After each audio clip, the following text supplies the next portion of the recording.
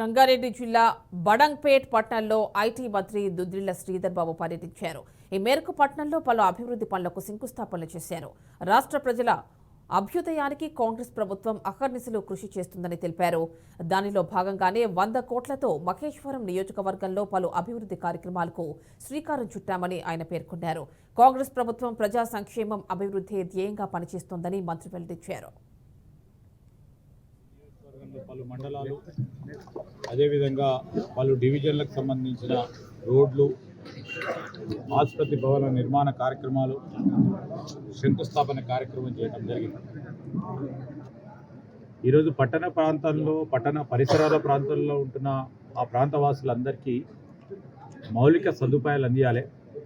ఆ ప్రయత్నంలో ఎవరు ఎన్ని ఇబ్బందులు పెట్టినా, ఎవరెన్ని విమర్శలు చేసినా, అభివృద్ధిని నిరోధించే ప్రయత్నం చేసిన ఈ ప్రభుత్వం స్పష్టం.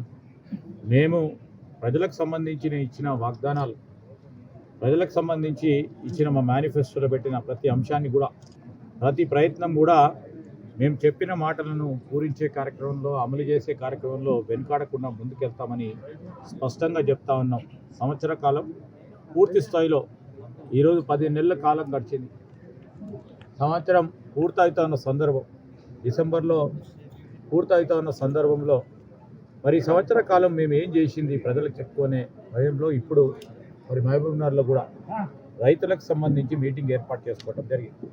ధాన్య సేకరణకు సంబంధించిన మంత్రిగా ఉత్తమ్ కుమార్ రెడ్డి గారు ఈరోజు వారు ఎవరికి కూడా ఒక్క రైతుకు ఒక గింజ కూడా నష్టపోకుండా తరుగు పేరిట రైతు సోదరులు మోసపోవద్దని మొత్తం యావత్ యంత్రాంగాన్ని పురమాయించి రైతుకు న్యాయం చేసే